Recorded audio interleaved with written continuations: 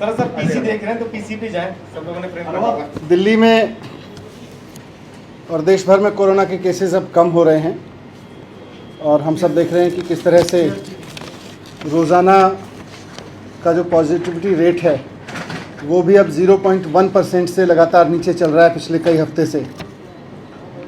तो ऐसे में आज डीडीएमए की बैठक हुई और सब इस बात पे सहमत थे कि अब हमें इस बारे में भी निर्णय लेना चाहिए कि जैसे जैसे इकोनॉमिक एक्टिविटी खुली है और करीब करीब दिल्ली में सारी एक्टिविटीज़ खुल गई हैं वे इकोनॉमी से संबंधित, वैसे ही अब हमें एजुकेशन की अपनी एक्टिविटीज़ को भी पटरी पे लाना चाहिए, क्योंकि एजुकेशन को काफ़ी नुकसान हो चुका है। हम चाहे जो कहें, लेकिन ऑनलाइन एजुकेशन कभी भी ऑफलाइन एजुकेशन का विकल्प नहीं हो सकती। इस बात को सब टीचर्स मानते हैं, बच्चे मानते हैं, एक्सपर्ट्स मानते हैं कि जो पढ़ाई स्कूल में आके होती है वो कभी भी घर पे बैठ के ऑनलाइन कमरों में ऑनलाइन बैठ के तो हो ही नहीं सकती है। और सब मानते हैं कि एजुकेशन का काफ़ी नुकसान हुआ है। इसलिए आज इस बारे में निर्णय लिया गया कि दिल्ली में स्कूल, कॉलेज, कोचिंग एक्टिविटीज़ शुरू की जाएं, पूरी सावधानी के साथ शुरू की जाएं और ख़ास तौर से जब स्कूल की बात आए तो धीरे धीरे शुरू की जाएं। जैसे इकोनॉमिक एक्टिविटीज़ धीरे धीरे शुरू की थी, वैसे ही स्कूल खोलने की एक्टिविटी भी धीरे धीरे शुरू हो। तो 1 सितंबर से दिल्ली में 9वीं से 12वीं के स्कूल और उस एज ग्रुप के बच्चों की कोचिंग या उससे बड़े बच्चों की कोचिंग सेंटर्स और साथ साथ सभी कॉलेजेस खोलने के लिए इजाज़त दे दी जाएगी और सभी कॉलेजेस खोले जा सकते हैं, यूनिवर्सिटीज़ खोली जा सकती हैं, सभी कोचिंग सेंटर्स खोले जा सकते हैं, 9वीं से 12वीं के सभी गवर्नमेंट प्राइवेट स्कूल खोले जा सकते हैं। यहाँ पर ये बहुत ज़रूरी है कि जो भी स्कूल खोला जाएगा, जो भी कॉलेज खोला जाएगा, कोचिंग इंस्टीट्यूट खोला जाएगा, वहाँ पर सोशल डिस्टेंसिंग का बहुत सख्ती से पालन हो और किसी भी बच्चे को बाध्य नहीं किया जाएगा स्कूल आने के लिए। स्कूल कॉलेज ब्लेंडेड मोड में चलेंगे। अगर पेरेंट्स की परमिशन नहीं है, बच्चों को स्कूल बुलाने के लिए पेरेंट्स की परमिशन ज़रूरी होगी और अगर पेरेंट्स की परमिशन नहीं है तो किसी बच्चे को फोर्स नहीं किया जाएगा या उसको उसके एवज में उसकी एब्सेंट काउंट नहीं किया जाएगा कि कोई बच्चा अगर स्कूल नहीं आया है इस क्लास ग्रुप का। अभी तक हमने एनालिसिस किया था कि पूरे देश में जैसे जैसे केस कम हुए वैसे वैसे कई राज्यों ने स्कूल खोलने के प्रयोग किए हैं। 5 राज्यों में तो नर्सरी से लेके और 12वीं तक के सभी स्कूल खोल दिए गए हैं।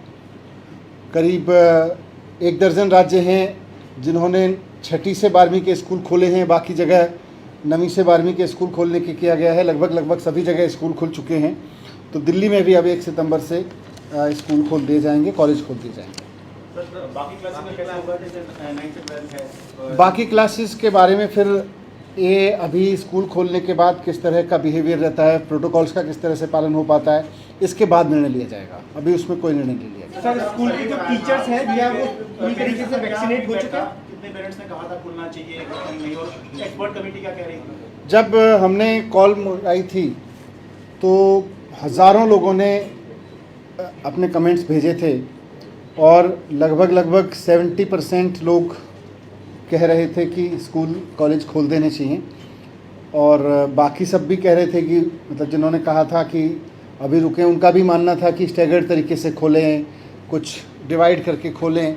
स्कूल ना खोलने के पक्ष में तो बहुत रिमोट मतलब बहुत ही कम लोग थे।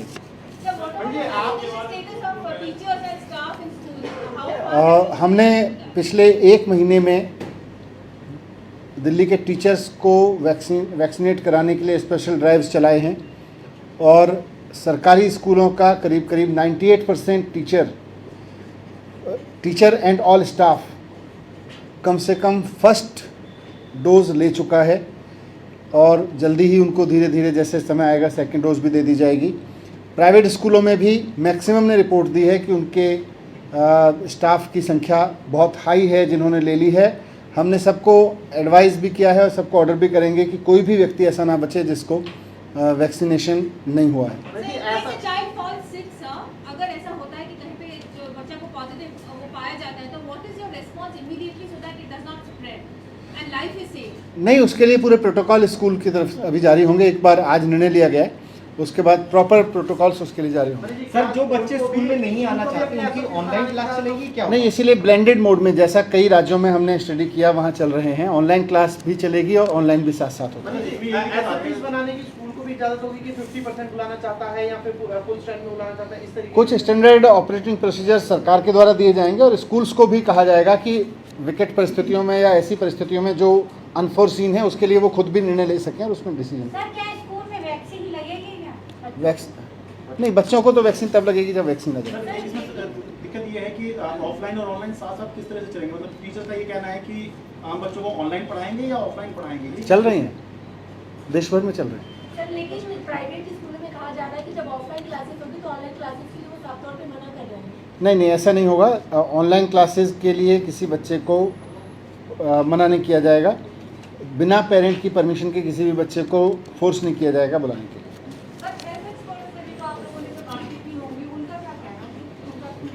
नहीं, हेल्थ पर एक्सपर्ट्स तो खुद मान रहे थे कि स्कूल अब खोल देने चाहिए। पिछली बार भी जब हेल्थ एक्सपर्ट्स के साथ बात हुई थी मीटिंग में, उस वक्त भी उनका कहना था कि now is the time we have to push the button. And आज भी सब लोगों ने रिपीट किया कि बच्चों को इसका खतरा कम से कम है और जितने छोटे बच्चे हैं उनको और ज़्यादा है। जैसे जैसे बच्चों की उम्र कम है उतना खतरा इन्फेक्शन होने का उतना ही कम है। सर जैसे 9 से 12 तक के स्कूल खुल रहे हैं तो अगर एक क्लास में ज़्यादा बच्चे हो तो उनको डिवाइड करके अब किया जाएगा? वो पूरे सोशल डिस्टेंसिंग के तहत क्लासेस कैसे चलेंगी, हर एक स्कूल अपना व्यवस्था बनाएगा वहाँ पर। Thank you.